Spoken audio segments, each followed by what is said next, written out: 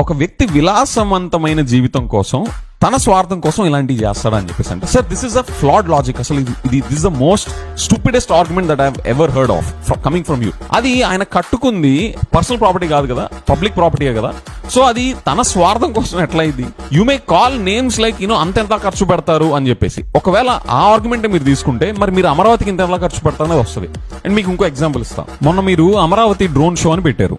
దాని వల్ల మీరు ఎన్ని కోట్లు ఖర్చు పెట్టారో మీకు ఎవరికి చెప్పలా. దాని వల్ల ఒక్కళ్ళకైనా ఒక పైసా ఉపయోగం ఉందా? మీరు ఆ డ్రోన్ షో బదులు అరే ఇదిగో డ్రోన్స్, మీ డ్రోన్స్ కేపబిలిటీ డెమాన్స్ట్రేట్ చేయాలనేది కదా మీ ఇంటెన్షన్.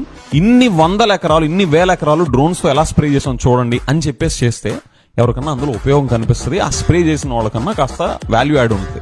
మీరు 5500 డ్రోన్స్ గాల్లో ఎగరేసి మీరు వాటి కేపబిలిటీ డెమాన్స్ట్రేట్ చేస్తా, మీరు దానివల్ల ఎవరికైనా ఉపయోగం ఏంటి అసలు?